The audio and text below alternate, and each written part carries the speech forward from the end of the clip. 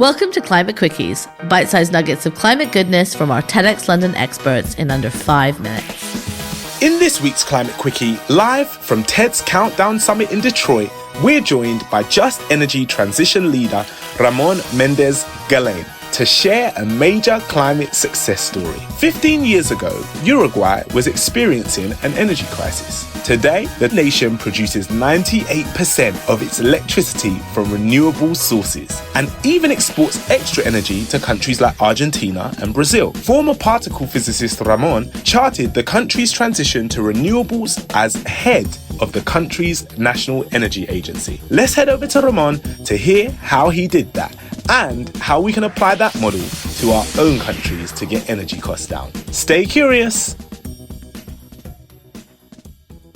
Hello, I'm very happy to be here. My name is Ramón Méndez. I am from Uruguay, South America, down there in the south.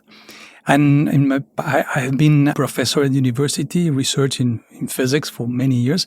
And then I've been for a couple of administrations, the Secretary of Energy of Uruguay, and after that, the Secretary of Climate Change. And we had the occasion to lead an interesting transformation that we made in Uruguay. Yeah, in fact, it's very interesting because nowadays in Uruguay, we have 98% of our electricity just from renewable sources. This means that our people are emitting 30 times less greenhouse gases than the world average for each kilowatt hour they consumed. And this is crazy because we are showing that decarbonization is possible right now. We have to build a completely new planning model and dispatch model for the energy. This allows us to have not only 98% of renewables, but the interesting point, what makes unique the Uruguayan case, is almost half of that electricity is from non-traditional renewable sources, which means wind, biomass, sustainable biomass, and solar, of course. Wind alone is up to 40% of the total electricity we consume in the country. And with the model that we developed, we are able, to, for example, to have moments in the day when almost 100% of our electricity is coming just from wind and sun.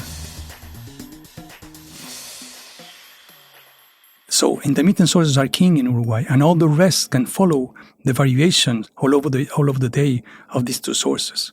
And the crazy point also is that this allows that also to rapidly diminish the overall cost of the electricity, not just being renewable, but having a strong positive impact to our economy. We reduce the total cost of producing electricity by almost one half. And this is huge, as we are not dependent on energy commodity fluctuation prices. We are just dependent on our wind, the sun, biomass, and water. And these are free. Renewables that no longer just a solution for the climate crisis, but also they bring us a strong solution at the national level to reduce cost, to be much more independent of fossil fuels, to stabilize cost, and to have strong impact to the economy. We have 50,000 new jobs for a country with only 3 million inhabitants. It's huge. It's 3% of the labor force. So it has a huge impact also on the economy, not just on the power sector. Well, I think that perhaps the most important takeaway is that renewables right now are not just a solution for the climate crisis. They're also a way of having a better energy mix at the national level. It's just for national interest also important because, once again, we are not dependent on fossil fuels. If you have a country that imports fossil fuels, it's better because you don't have to import them. But also, you stabilize your cost and you diminish your cost. Nowadays, renewables are the cheapest option in the market, much cheaper than any other fossil fuel, any other technology. So the goal will be to have 100% of that. Nowadays, I have a foundation and I'm working how to make my region, Latin American, more renewable.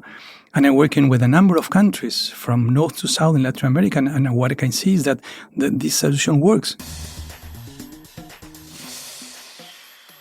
I think that the most important point is that we're not alone. This is not just a solution for a small country.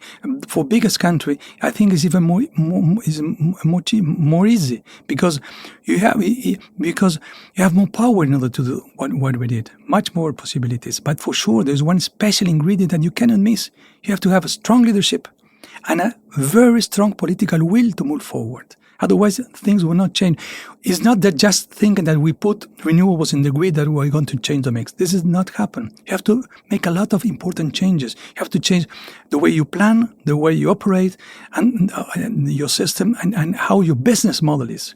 With the same business model, we won't make change. All the business model, our systems have been designed for thermal power plants. This is not bad because this was the past. But if you want to really change, we have to change everything, really. Not just thinking that putting some renewable over there and there, change will happen. This will not be the case. Things will not happen spontaneously with the present model. But for sure, things will not happen spontaneously. This is perhaps my most important message.